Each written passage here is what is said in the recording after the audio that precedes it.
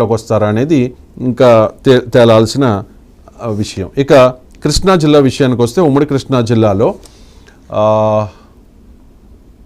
నూజివీడులో గెలిచిన మాజీ మంత్రి కొలుసు పార్థసారథి రేసులో ఉన్నారు.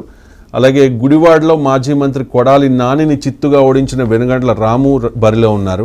మచిలీపట్నంలో గెలిచిన మాజీ మంత్రి కొల్లు రవీంద్ర కూడా బరిలో ఉన్నారు. విజయవాడ సెంట్రల్లో మాజీ మంత్రి వెలంపల్లిని మట్టి కరిపించిన బోండా ఉమ్మ కూడా ఉన్నారు. విజయవాడ ఈస్ట్లో దేవినేని అవినాష్ను ఓడించిన గద్దె రామ్మోహన్ రావు బరిలో ఉన్నారు. జగ్గయ్యపేటలో గెలిచిన శ్రీరామ్ రాజగోపాల్ కేబినెట్ బరిలో ఉన్నారు. నందిగామలో గెలిచిన తంగిరాల సౌమ్య కూడా మహిళా కోటాలో మంత్రి పదవిని ఆశిస్తూ ఉన్నారు. ఇక జనసేన నుంచి అవనగడ్డలో గెలిచిన మండలి బుద్ధప్రసాద్, భారతీయ జనతా పార్టీ నుంచి కైకలూరులో గెలిచిన మాజీ మంత్రి కామినేని శ్రీనివాస్, విజయవాడ వెస్ట్లో గెలిచిన సుజనా చౌదరి కూడా క్యాబినెట్ రేసులో ఉన్నారు. ఇక మాజీ మంత్రి కొలుసు పార్థసారథి వైఎస్ హయాంలో ఆయన మంత్రిగా కూడా పనిచేశారు. ఆయన వైసీపీలో పెనమలూరు ఎమ్మెల్యేగా పనిచేసి చివరి నిమిషంలో ఆయన నూజివీడికి షిఫ్ట్ అయిపోయి తెలుగుదేశం పార్టీకి షిఫ్ట్ అయిపోయి తెలుగుదేశం పార్టీలోకి వచ్చి నూజివీడిలో పోటీ చేసి మేకా వెంకట ప్రతాప్ అప్పారావుని ఓడించారు. ఆయన క్యాబినెట్లో బెర్త్ ఆశిస్తూ ఉన్నారు. బట్ ఇది డౌట్గానే చెప్పుకోవాలి. గుడివాడ నుంచి వెనుగండ్ల రాము ఎక్స్పెక్ట్ చేస్తూ ఉన్నారు.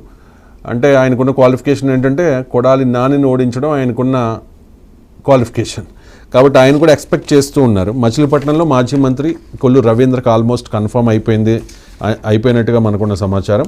అండ్ విజయవాడ సెంట్రల్లో బోండా ఉమ గెలిచారు. గతంలో కూడా ఆయన క్యాబినెట్లో బెర్తను ఆశించారు. ఒకనొక టైంలో ఆయన్ని మంత్రివర్గ విస్తరణలో ఆయనకు అవకాశం రాకపోతే కూడా అలిగారు. చాలామంది తెలుగుదేశం పార్టీ నాయకులు అక్కడికి వెళ్ళి బొజ్జగించారు, కాపుల గొంతు కోశారు అని చెప్పి ఆయన అప్పుడు కామెంట్ చేశారు చంద్రబాబు నాయుడు గారిని ఉద్దేశించి.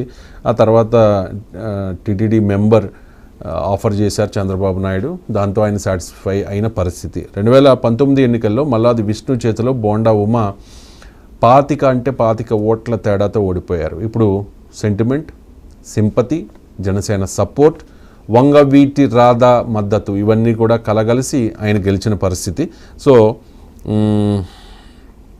బోండా ఉమ ఆల్మోస్ట్ ఫైనల్ అయిపోయింది అన్నది మనకున్న సమాచారం. ఇక విజయవాడ ఈస్ట్లో దేవినేని అవినాష్ను ఓడించిన గద్దె రామ్మోహన్ రావు బరిలో ఉన్నారు. ఆయన క్యాబినెట్ బెర్త్ ఆశిస్తూ ఉన్నారు. ఆయనకు వచ్చే ఛాన్స్ కనిపిస్తోంది. ఇక క్యాస్ట్ ఈక్వేషన్స్ ప్రకారం చూస్తే శ్రీరామ్ రాజగోపాల్ తాతయ్య ఆయన వైశ్య కమ్యూనిటీ నుంచి ఉన్నారు. జగ్గయ్యపేటలో సామినేని ఉదయభానుని చిత్తుగా ఓడించారు కాబట్టి ఆయన బరిలో ఉన్నారు. క్యాస్ట్ ఈక్వేషన్స్లో భాగంగా ఆయనకి అవకాశం దక్కవచ్చు. ఇక నందిగామలో గెలిచిన తంగిరాల సౌమ్య దళిత్, దాంతోపాటుగా మహిళా కోటాలో బరిలో ఉన్నారు. అవనగడ్డలో గెలిచారు మండలి బుద్ధప్రసాద్, మాజీ డిప్యూటీ స్పీకర్. ఆయన జనసేన పార్టీ నుంచి గెలిచి బరిలో ఉన్నారు. కైకలూరు నుంచి గెలిచిన కామినేని శ్రీనివాస్ గతంలో 2014లో ఆయన వైద్య శాఖ మంత్రిగా పనిచేశారు. సో ఆయన మళ్ళీ క్యాబినెట్ బెర్త్ ఆశిస్తూ ఉన్నారు. ఇక విజయవాడ వెస్ట్లో పోటీ చేసి గెలిచిన సుజనా చౌదరి చంద్రబాబు నాయుడు గారికి సన్నిహితుడు, ఆర్థికంగా అన్ని రకాలుగా కూడా పార్టీని ఆదుకున్న వ్యక్తి. సో వీళ్ళందరూ కూడా ఎక్స్పెక్ట్ చేస్తూ ఉన్నారు. మనకున్న సమాచారం ప్రకారం, నాకున్న రిపోర్ట్ ప్రకారం చెప్తూ ఉన్నాను. కొల్లు రవీంద్ర కన్ఫర్మ్ అయిపోయింది. బోండా ఓం ఒకటి కన్ఫర్మ్ అయింది.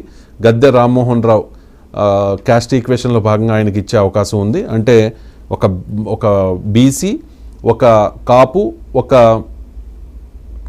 కమ్మ, ఒక వైశ్య, ఇది నాకున్న సమాచారం. బోండా ఉమ్మకి లేకపోతే మండలి బుద్ధప్రసాద్కి వీళ్ళిద్దరిలో ఒకరికి కన్ఫర్మ్ అయ్యే అవకాశం కనిపిస్తోంది. లేకపోతే ఇద్దరికి కూడా అవ్వచ్చు. ఎందుకంటే ఇద్దరు కూడా డిఫరెంట్ పార్టీస్ నుంచి పోటీ చేసి గెలిచారు కాబట్టి చూడాలి మరి.